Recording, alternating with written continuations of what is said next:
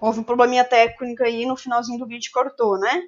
Então, a insulina vai interagir com o receptor de insulina e vai gerar as respostas biológicas, transporte de glicose, síntese de proteínas, síntese de lipídio, que aumenta, então, a quantidade de gordura, síntese de glicose e crescimento, né?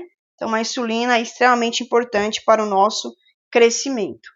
Então, para manter a homeostase, a taxa normal da nossa glicemia, nós temos a insulina e o glucagon atuando de maneira oposta, ambos sendo produzidos pelo pâncreas, só que por células diferentes. Bom, quando nós temos agora uma desregulação, quando nós temos um aumento constante da glicemia, nós vamos ter uma síndrome metabólica, que vai ser a doença chamada de diabetes. Então, o diabetes é uma síndrome metabólica, porque interfere no metabolismo não só da glicose, mas também de proteínas e ácidos graxos. Então, é um distúrbio metabólico caracterizado por uma hiperglicemia persistente, decorrente da deficiência de insulina, decorrente de uma redução da insulina ou de uma redução da função da insulina. Nesse caso, quando a função da insulina está reduzida, nós vamos chamar que houve uma resistência à insulina. Quer dizer que a insulina não está se ligando ao seu receptor, não está gerando as respostas esperadas. Então, o paciente pode ficar diabético por uma redução na insulina ou por uma redução na função da insulina. Essas duas situações, nós temos o paciente diabético. De maneira bem didática, diabetes é, então, uma síndrome metabólica no qual há uma hiperglicemia de maneira persistente. Diabetes é uma síndrome metabólica no qual há uma hiperglicemia persistente, decorrente da deficiência na produção de insulina, decorrente da deficiência na produção de insulina ou na ação da insulina, decorrente da deficiência na produção de insulina ou na ação de insulina. Então, esse aumento da glicemia, essa hiperglicemia observada, essa hiperglicemia observada no diabetes vai gerar, então, uma quantidade de glicose muito alta. E essa quantidade de glicose alta, ela vai alterar a pressão osmótica. Então, dentro do sangue, nós teremos uma pressão osmótica alta. Então, quer dizer que o sangue vai ficar um meio hipertônico.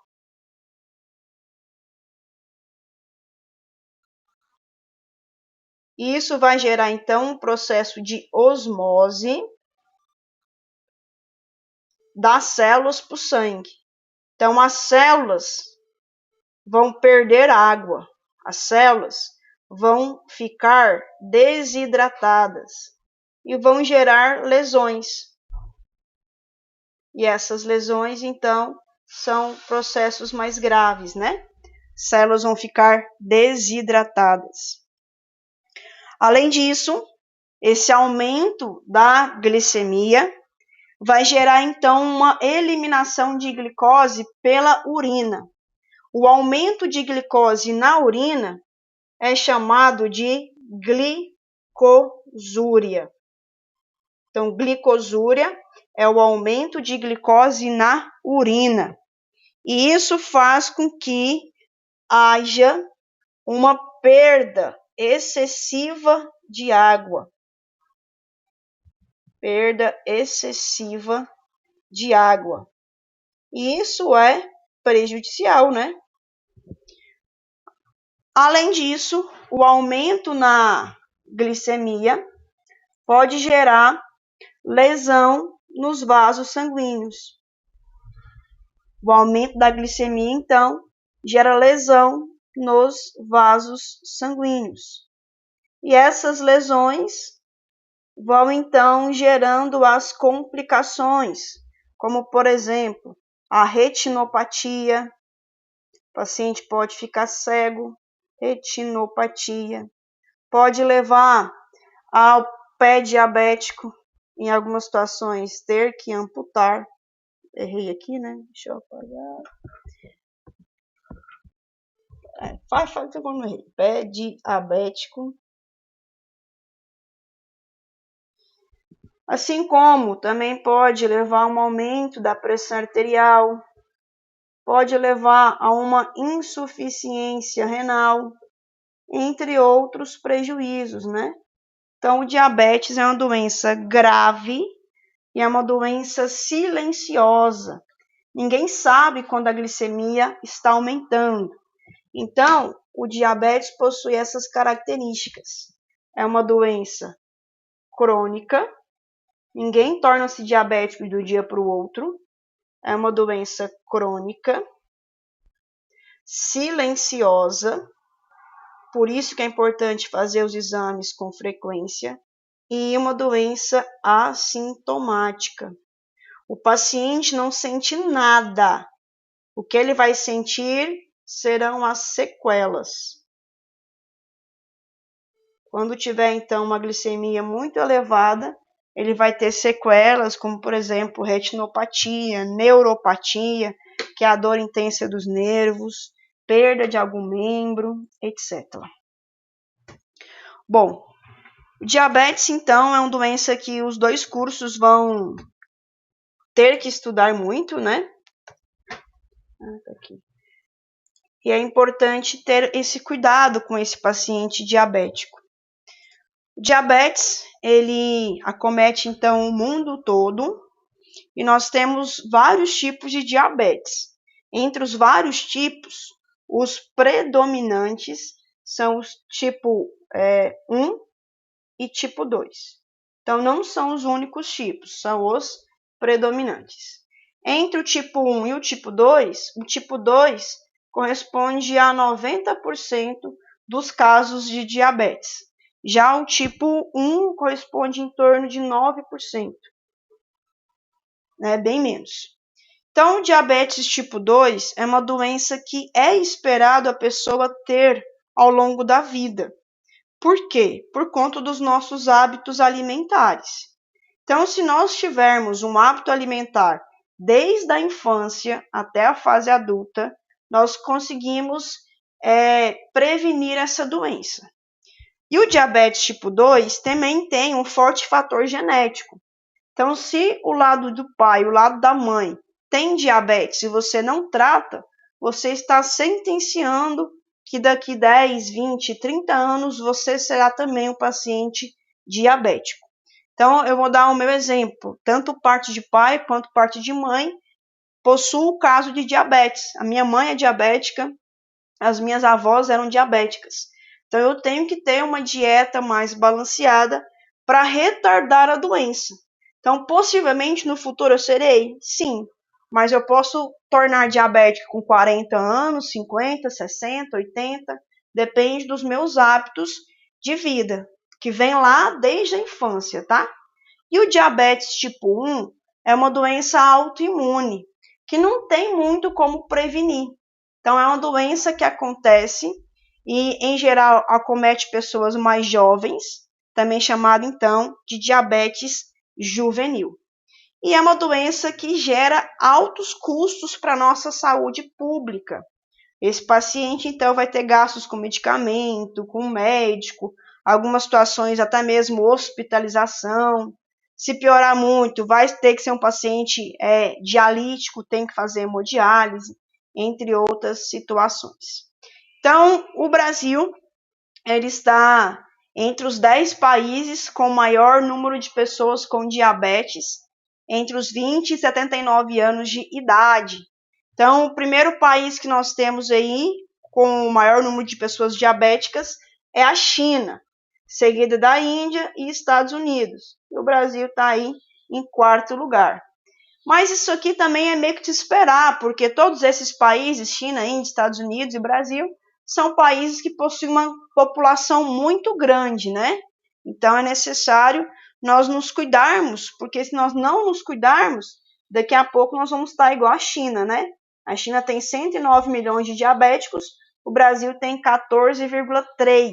Então é importante o nosso cuidado aí para evitar que mais pessoas venham a se tornar diabéticas.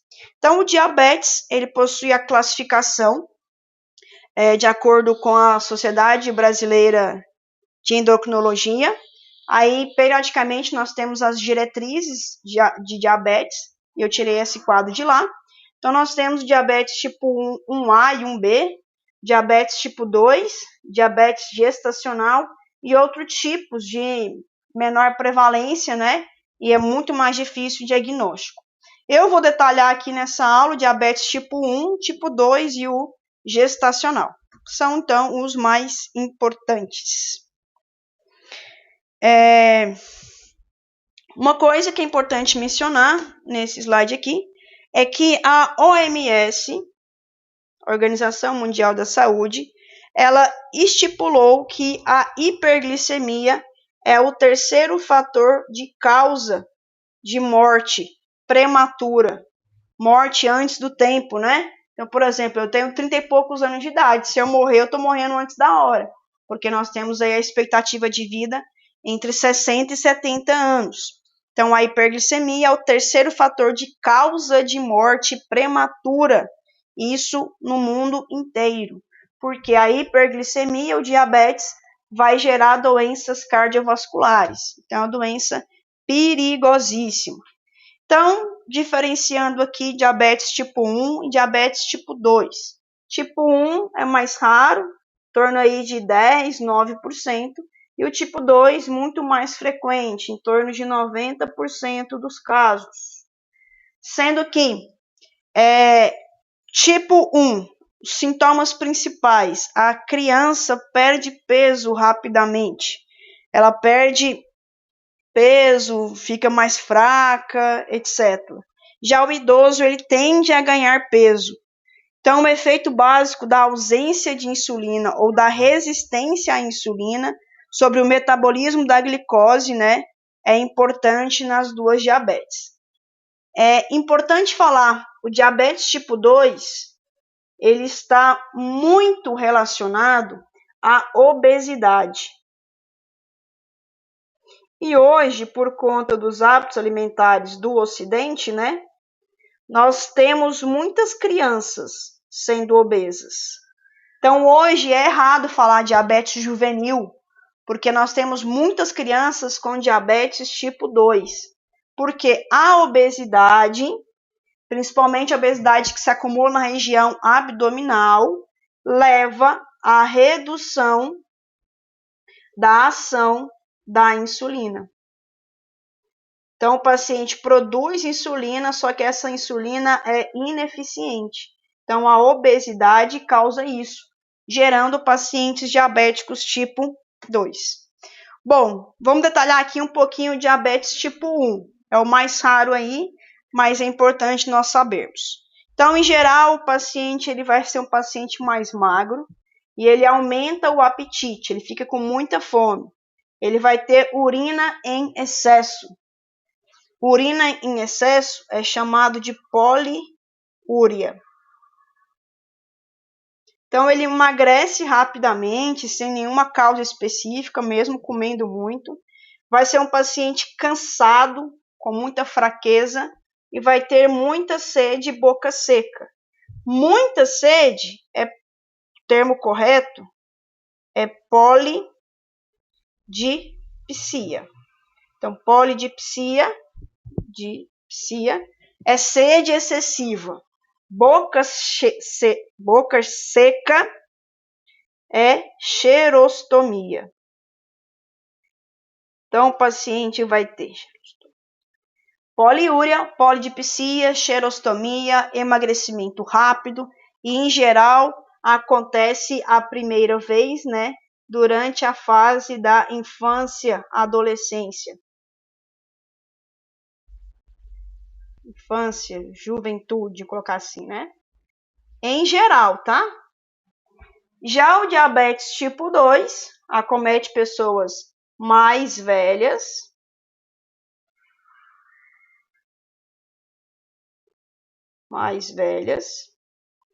ou também pessoas mais obesas. Então, eu não sou velha, mas sou obesa, pode ter diabetes tipo 2. Nesse caso do diabetes tipo 2, ele vai ter uma fome exagerada, vai ter infecções frequentes, principalmente infecções urinárias, formigamento no pé, que é a neuropatia, vai ter dificuldade em cicatrizar feridas, visão turva e embaçada, que pode inclusive causar a cegueira. Bom, é importante nós mencionarmos o diabetes tipo 1, deixa eu ver se eu tenho o slide, tem não. O diabetes tipo 1 é um diabetes relacionado a uma doença autoimune,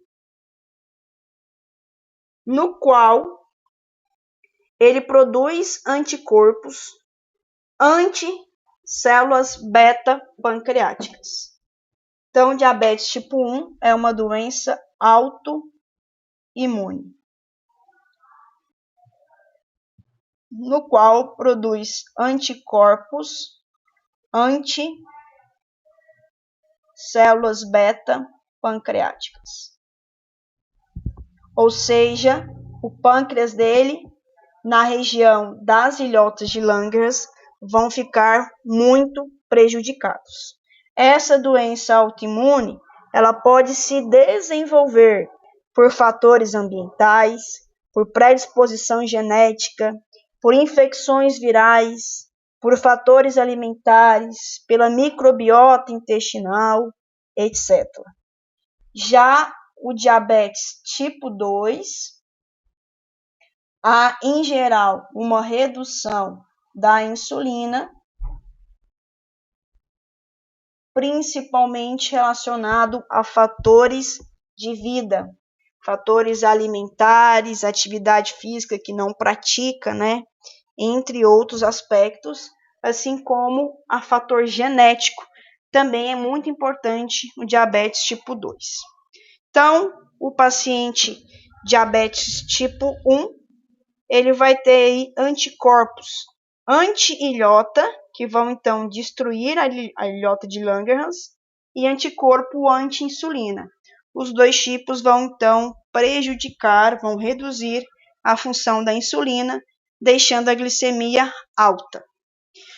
Como que é feito então o diagnóstico do diabetes? No caso do diabetes tipo 1, além do médico, né, diagnosticar lá uma hiperglicemia recorrente, é necessário a identificação dos anticorpos, né? E uma hiperglicemia persistente, né?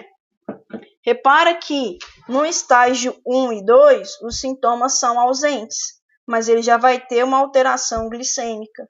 E no estágio 3, que é o mais avançado, os sintomas começam a ser presentes, né? Fadiga, cansaço, problemas renais, etc. Já o diabetes tipo 2. Diabetes tipo 2, além da anamnese que o médico vai fazer, o médico então vai pedir uma série de exames que vão possibilitar o diagnóstico, né, do paciente com diabetes.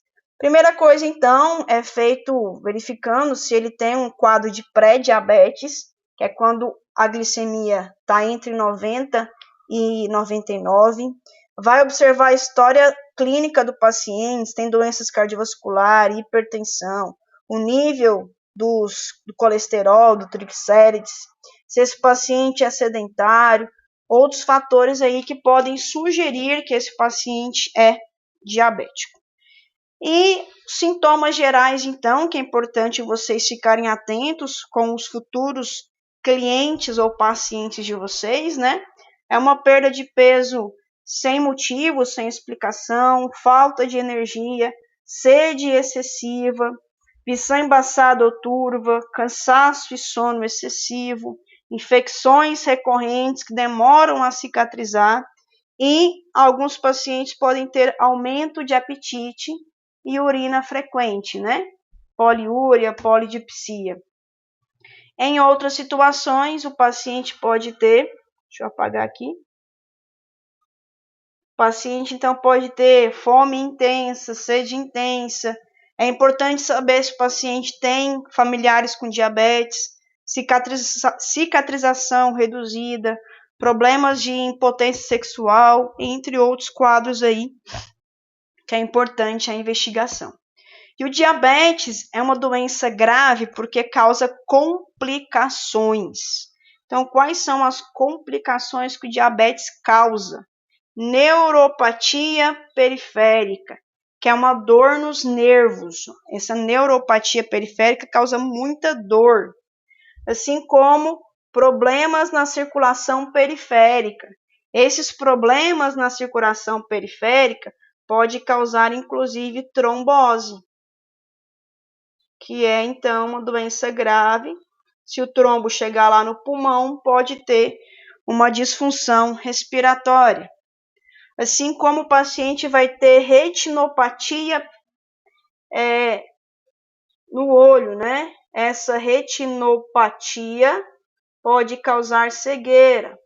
Além disso, paciente com diabetes, ainda mais com diabetes não tratada, ele pode ter complicações oculares, como glaucoma e catarata. Ele pode ter o pé diabético, que é um pé que vive infectado, é difícil a cicatrização. Ele pode ter problemas nos rins, que é chamado de nefropatia diabética.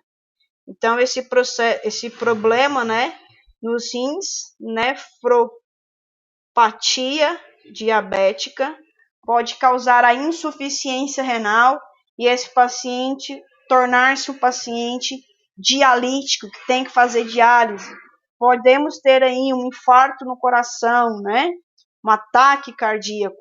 E podemos ter também um acidente vascular encefálico, que pode levar à morte do paciente. Então, o grande problema do diabetes são as complicações que ele causa. Pode causar, então, doença coronariana, amputação, hipertensão, entre outros problemas extremamente graves. Tanto diabetes tipo 1 quanto tipo 2 podem causar tudo isso, se não for tratado, tá? Se o paciente fizer o tratamento correto, se for um paciente que tem a adesão correta da terapia, ele evita essas complicações. E o diabetes gestacional? Então, o diabetes gestacional é uma condição diabetogênica, ou seja, de aumento de hiperglicemia, porque a própria placenta, ela produz hormônios hiperglicemiantes, com o intuito, então, de aumentar a glicemia para chegar essa glicemia para o feto. E esses hormônios hiperglicemiantes podem levar, então, à situação de diabetes gestacional. Então, algumas mulheres, elas não são diabéticas, só que elas têm uma hiperglicemia elevada durante o período gestacional, principalmente a partir do 2º ou 3º trimestre gestacional. Então, a mulher no pré-natal, trimestre, ela vai verificar como está a glicemia dela, um dos testes de rotina. Se ela já for diabética, ela tem que ter o controle ainda mais rigoroso da glicemia dela. E se ela não for, ela pode vir a desenvolver essa diabetes gestacional. Então, alguns fatores aí de risco, né, que a pessoa pode ter e a desenvolver a diabetes gestacional. Síndrome do ovário policístico, sobrepeso ou obesidade, a pessoa ter hipertensão arterial durante a gestação, Histórico familiar de diabetes em parentes de primeiro grau, que aí entra pai, mãe, irmão.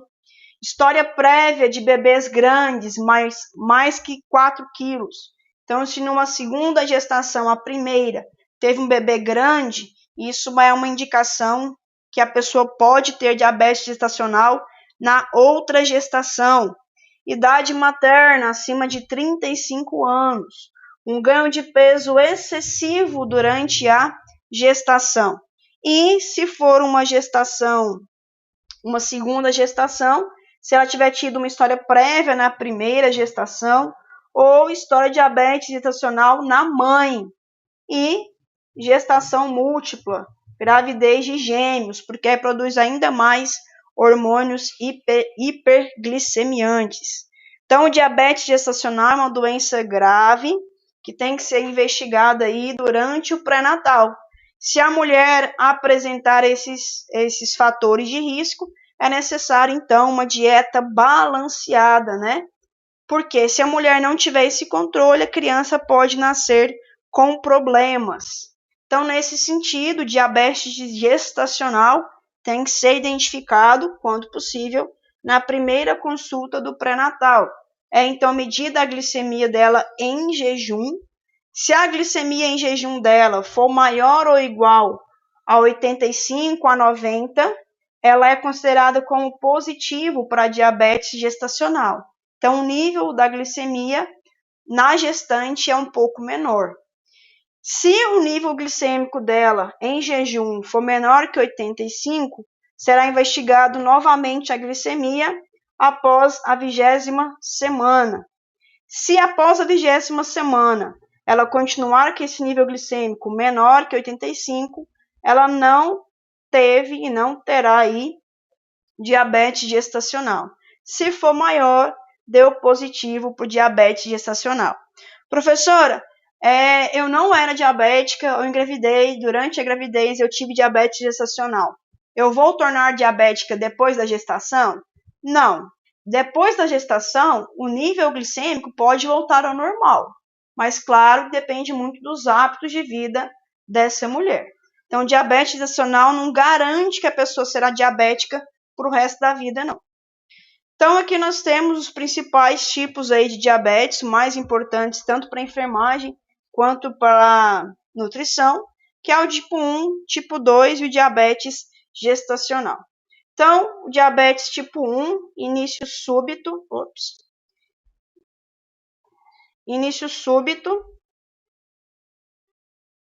em geral, o paciente tem muita sede, muita fome, acaba indo ao banheiro várias vezes, né? E, em geral, a pessoa vai adquirir a doença antes dos 20 anos de idade, em geral. E é uma pessoa que vai ter uma aparência mais magra, tá?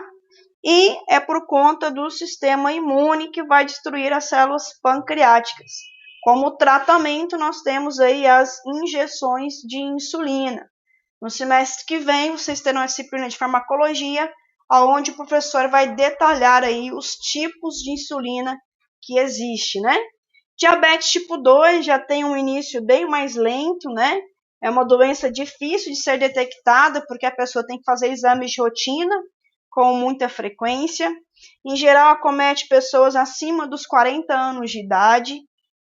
É muito comum a pessoa diabética tipo 2 ter um excesso de peso, ser sobrepeso ou obesidade. Possui como causas, né? O sedentarismo, a alimentação inadequada, obesidade e grande fator, o fator genético.